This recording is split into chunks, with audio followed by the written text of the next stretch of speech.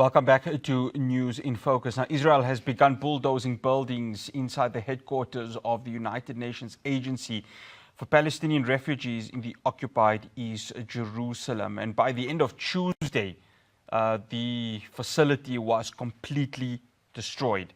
Now, this comes as the far-right government clamps down heavily on humanitarian groups that provide desperately needed aid to Palestinians in Gaza. UNRWA said in a statement that Israeli forces had confiscated staff devices and forced them out of their headquarters in the Sheikh Jarrah neighborhood. Now, this comes as we see bad weather, inclement weather happening in Gaza. Very little aid, if not anything, entering the Strip. This comes as the second phase of the ceasefire has been implemented, and also at the same time we saw this board of peace which was signed by US President Donald Trump. But the question remains, how do Palestinians get their aid when such an important organization like UNRWA has been destroyed in East Jerusalem? Joining me now to take this conversation forward, I'd like to welcome the spokesperson of UNRWA, Jonathan Fowler. Jonathan, always good having you on. Thank you so much for joining us. Thank you. Jonathan, I think for the purposes of maybe rehashing the importance of UNRWA, talk to us about it, really why this was a necessity to be created in the occupied parts of Palestine and its relevance today, given what we are seeing in Gaza and, of course, the occupied West Bank. Well, thank you for the question, and thank you for having me on the program. I mean, the thumbnail history of UNRWA is that we were created as a specific response to a massive refugee crisis by the war in this region in 1948. So the mass expulsion of Palestinians from their homes, the mass flight, people escaping to neighboring countries, neighboring regions. Now, this was something in the order of 750,000 people back in the day, and UNRWA was created to provide relief, emergency relief, for this population. Now, this is one of the most intractable refugee crises in contemporary global history. So, obviously, there has not been a just and lasting solution to the plight of Palestine refugees. That the population has grown over time. UNRWA provides public-like services for Palestine refugees because they have no alternatives. So education, healthcare, sanitation in refugee camps, these kind of things. So we need to be able to continue doing that. We've been repeatedly mandated to do this by the United Nations General Assembly. Most recently, our mandate was renewed overwhelmingly by the General Assembly in December 2025. So we have a job of work to do. We have a task, we have a mission, we have a commitment to do it. And yet everything is being done by the Israeli authorities to try to prevent us from doing this. And this includes legislation to try to prevent our activities. And then a shocking step that we saw this week, which was to basically storm into our compound and begin demolishing it. And this is scandalous. It's a huge breach of international law. It's an absolute outrage. Jonathan, for the purposes of also understanding East Jerusalem, so obviously it still forms part of an occupied part of Palestine. So from the legal perspective, and maybe you could correct me on that, there is still a sense of sovereignty, if you want to use it as a loose word, within the Palestinian territory, even though it is occupied at this moment. And you brought up something very important, mandated by the United Nations. So anyone, for that matter, who goes to United Nations facility and raids it and obstructs its workers from doing work is seen as a violation. Am I right in saying that what we saw on Tuesday was yet again a violation of the work that is being done by the United Nations in assisting refugees and, of course, assisting a population that has been affected by a genocide that has now been running for close to, 2.5 years?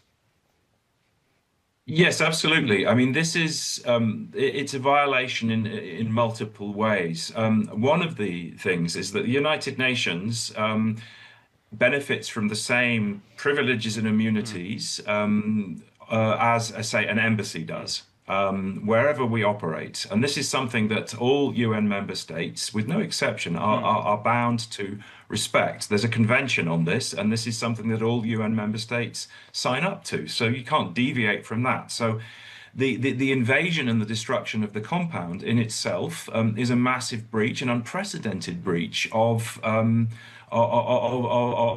diplomatic conventions, and that in itself is egregious. Now, beyond that, I mean, the Israeli authorities assert that we were operating on their sovereign territory, but as recently as last year, the International Court of Justice reaffirmed that East Jerusalem is an occupied territory in the same way as the Gaza Strip is and the West Bank, that Israel must cease its occupation.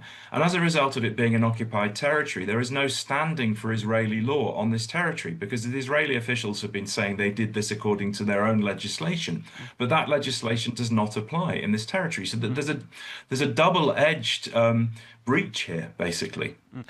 And I want to, follow up on that, Jonathan, because if it comes from an Israeli legislature, I think they would believe that it is ultimately the sort of rule of law to go ahead and, destroy anything within the occupied territory. And of course, we see that happening now also with settlers going into various lands within the occupied West Bank. And I know that's a separate issue altogether.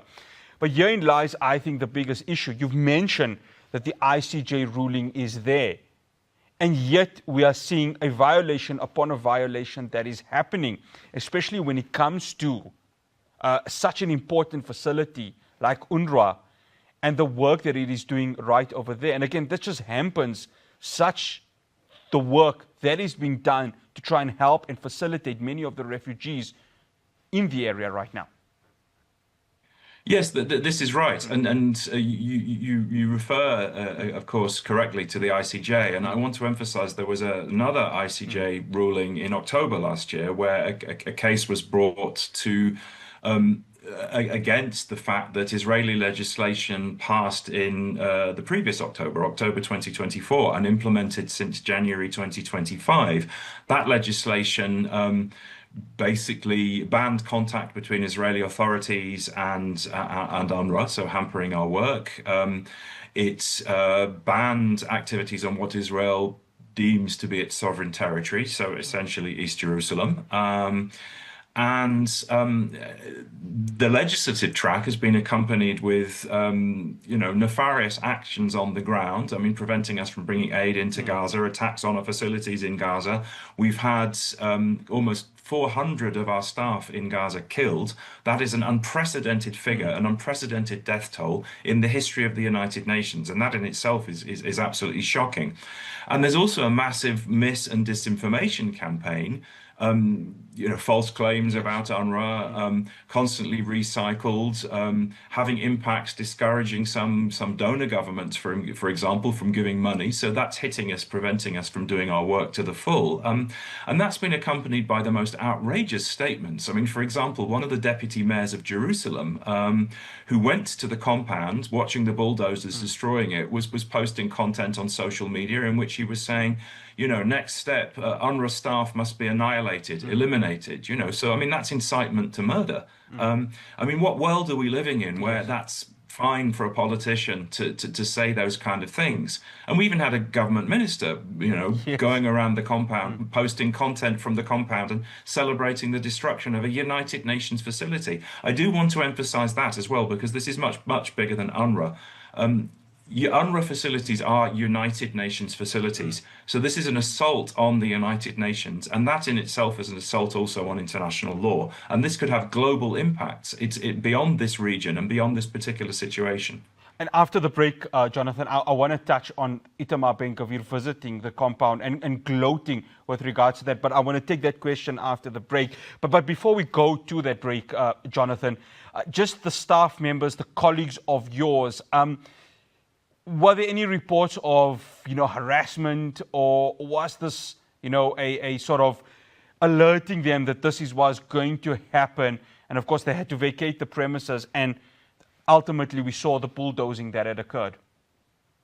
Yes, this is an important point. So for your viewers' context, in January 2025, we've we were forced to vacate the compound operationally.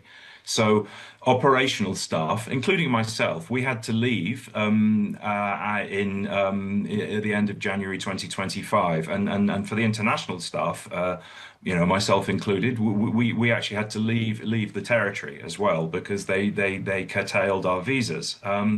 And then for our local staff, we couldn't possibly put them in the situation of risk to their safety by continuing to work in the compound. So we pivoted our operational stuff to other locations in Ramallah, Bethlehem, other parts of the West Bank.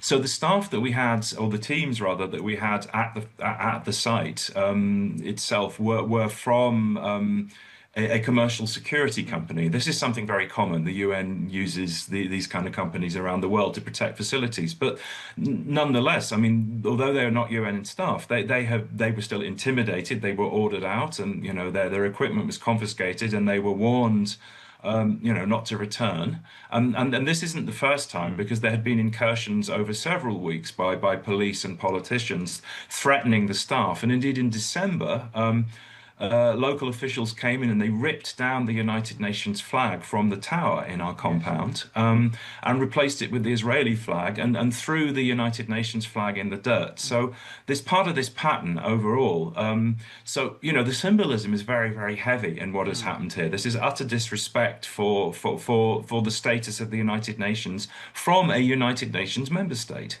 After the break, I continue my conversation with Jonathan Fowler. And the question, of course, of the discussion of Itamar Ben-Gvir speaks of impunity and Israel's lack of it being held accountable with regards to this. My conversation with Jonathan continues after this.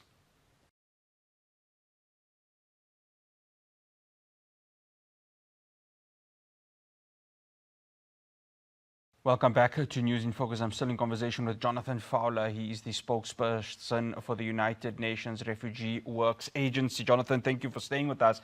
Jonathan, Itamar Ben-Gvir, immediately when the demolishment of the facility had occurred, he was there, and it felt like a gloating moment, like a moment of victory in his eyes. And for the context, he is a government minister within Israel. I don't know how low one can get, and really for him to gloat over the destruction of a United Nations building. I don't want to get into the politics of this, but this really speaks of a lack of respect, doesn't it, with regards to the work UNRWA is doing. Again, like we mentioned in the first part of this interview, it is mandated by the United Nations to help Palestinian refugees. Yes, absolutely. And in fact, the Commissioner General of UNRWA, so the head of UNRWA, Philippe Lazzarini, he made the point after we kept seeing more and more content and actions on the ground from politicians, including, as you rightly say, a government minister, but also members of the Israeli parliament and local officials all going around and posting content and themselves smashing things up and enjoying it. Philippe Lazzarini said, the lost moral compass, and he said that there's a barbaric new era which has opened up, and as I said before the break, this is much, much bigger than UNRWA. We are an integral part of the United Nations. We're a United Nations agency, so this is an assault on the United Nations. And if this stands, what does this mean for other situations around the world? We're already in a world where international law has been under attack. The rule-based system created in the wake of the Second World War, it's certainly not been perfect, but it's the best system we have, and it's under assault in many, many places. And the level of impunity, if nothing happens after this, we've seen a lot of strong statements from governments, and we very much appreciate the solidarity that we've had from around the world, from governments and other UN agencies, individuals. That is important. But the question is, it illustrates, in a sense, some of the limits to the system. And this has been flagged over recent days by a number of government leaders, which is, the assumption that people will respond and people will follow the law, I mean, it's based on a kind of consensus and an agreement that the law is the law. But what happens if somebody decides to step out of that framework and say, well, no, we don't care? I mean, there's been calls to rescind this action and stop doing it, but if it's not stopped, what comes next? And we fear we have other facilities in East Jerusalem. We have a vocational training center which educates 350 students, male students aged 15 to 19, generally from non-academic and low-income backgrounds, giving them a future. And there's a very, very real risk that this is going to be slated for seizure and destruction over coming days. And in the meantime, there's also legislation in place to cut off the water and electricity from our facilities, including health clinics. So cutting off the power and the electricity from places where people get healthcare. I mean, what world are we in where this is deemed to be fine? It's the other thing, Jonathan. You mentioned also the mayor of Jerusalem. To me, I'm sorry to say, but the wording of it has murderous intent. Maybe it's time to kill the staff of UNRWA.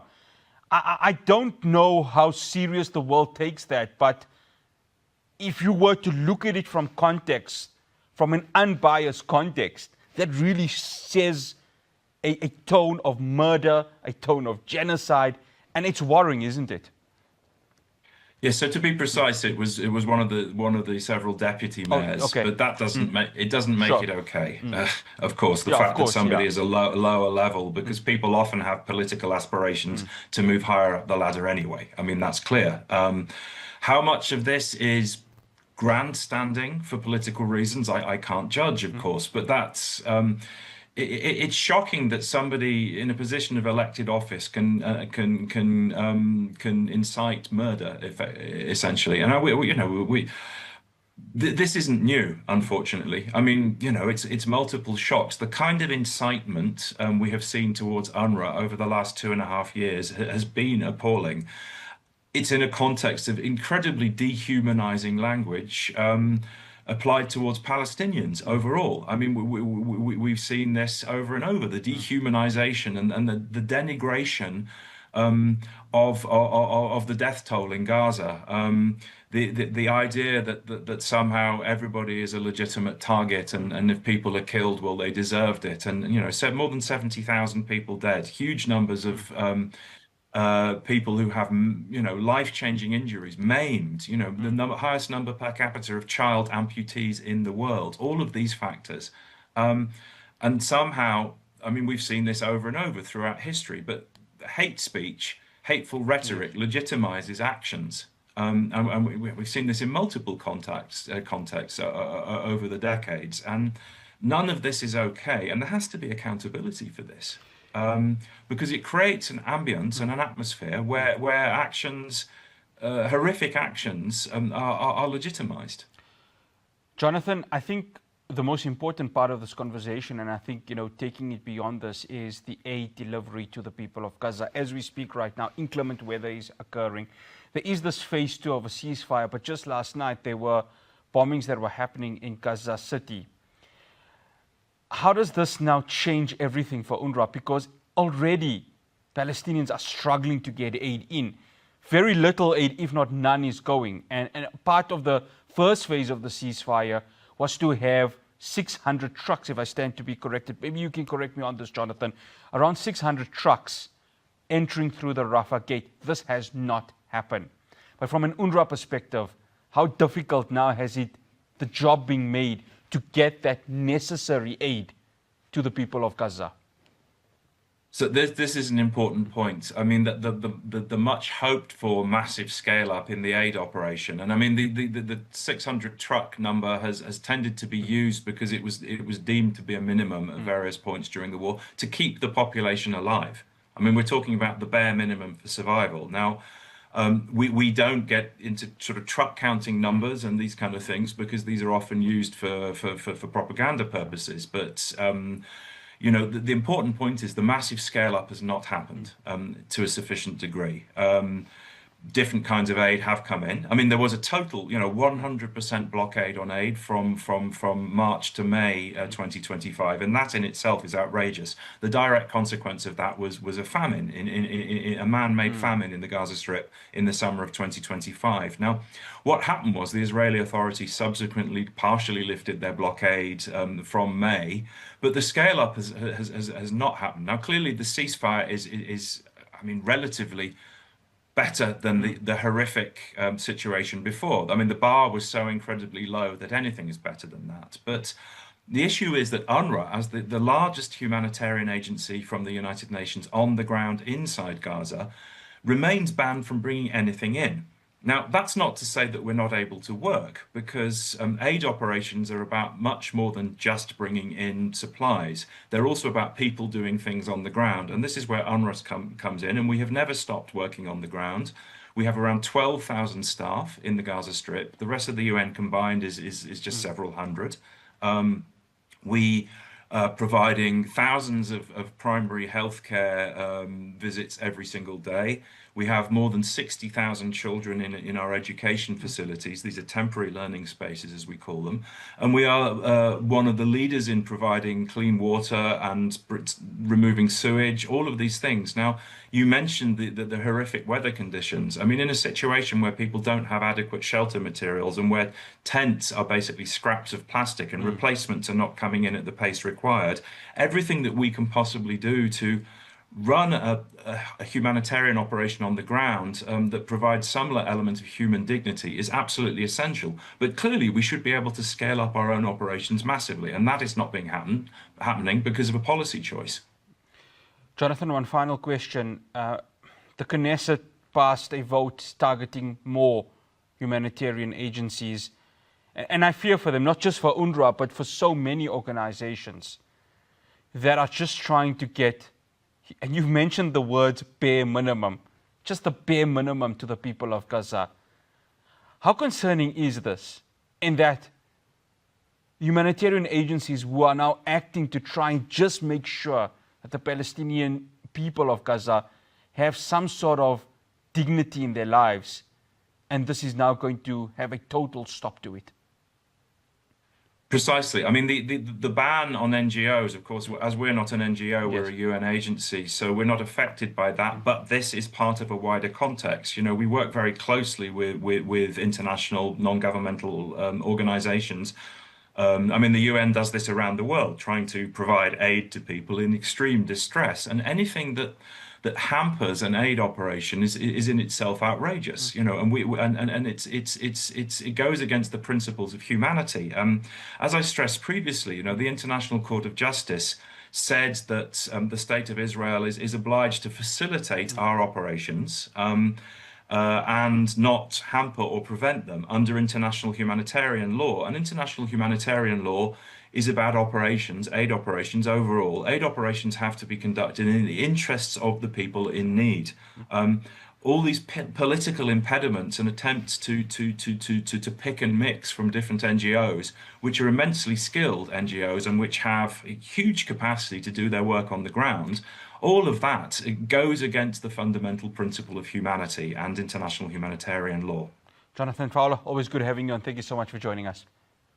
Thank you. That's Jonathan Fowler. He's the spokesperson for UNRWA. Well, that's all the news in focus I have for you. I'll see you again on Monday from myself for Hospital and the rest of the team in Johannesburg. Assalamu alaikum wa rahmatullahi wa barakatuh.